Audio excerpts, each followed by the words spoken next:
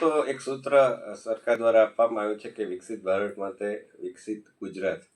આ સૂત્રને સાર્થક કરતા આ બજેટમાં દરેક વર્ગનો સમાન રીતે વિચાર કરાયો છે. ખેડૂત હોય, ગરીબ હોય, અન્નદાતા હોય, યુવાન હોય કે પછી વિદ્યાર્થી હોય, મહિલા હોય અને ઉદ્યોગો હોય, તો આ બધા માટે વિચાર કરવામાં આવ્યો છે. પરંતુ બે ત્રણ મુખ્ય બાબત કહીશ તો એ છે કે જે એઆઈ છે, આર્ટિફિશિયલ ઇન્ટેલિજન્સ, એ વિશ્વ માટે અત્યારે આગળ વધતી ટેકનોલોજી છે અને એમાં જો ગુજરાત પાછળ રહી જાય તો એ ન ચાલે. એટલે એલડી એન્જિનિયરિંગ કોલેજથી માંડીને બીજા 6 સેન્ટરમાં, કુલ 6 સેન્ટરમાં એ બનાવવામાં આવશે. સાથોસાથ આઈ હબની રીતે બીજા પણ એવા કેન્દ્રો બનાવવામાં આવશે જેના કારણે સ્ટાર્ટઅપને ફાયદો થશે.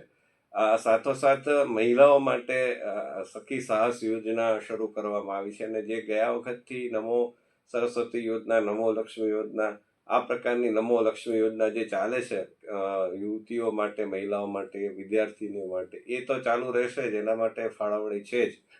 સાથોસાથ યુવાનો માટે પણ શ્રમિક બસેરા યોજના હોય કે અન્ય યોજના હોય, એના કારણે વધારે યુવાનો જે કૌશલ્ય મેળવે અને કૌશલ્ય યુનિવર્સિટીનું બાંધકામ પણ આગળ વધે એ પ્રકારે એની જોગવાઈ કરી અને યુવાનોમાં પણ કૌશલ્ય વધે અને સાથોસાથ સ્વરોજગાર તરફ આગળ વધે એ માટે, અને સાથોસાથ એસઆરપીને એવી અલગ અલગ જગ્યાઓમાં ભરતી માટે પણ યોજના છે.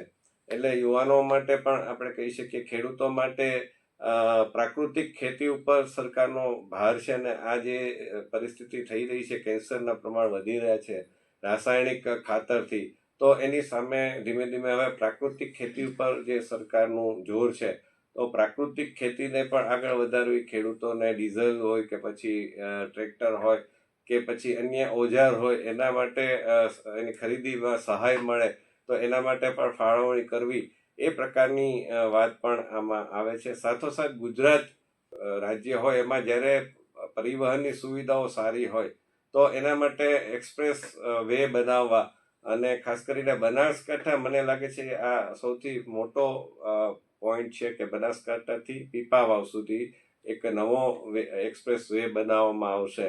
અને બીજા જે છે સોમનાથ એક્સપ્રેસ વે, તો એને પણ પ્રવાસનની રીતે હું અગત્યનું ગણું છું કે સોમનાથ, દ્વારકા, પોરબંદર, આ બધા જે ધાર્મિક સ્થળો અગત્યના છે. પોરબંદર તો ગાંધીજીની જન્મભૂમિની રીતે પણ ઘણા લોકો જતા હોય છે, તો એ રીતે પણ એને આખું વિકસાવવું એ પ્રકારનું આખી બજેટમાં છે. એટલે અને આપણે એમ કહી શકીએ કે એક ભવિષ્યલક્ષી બજેટ છે.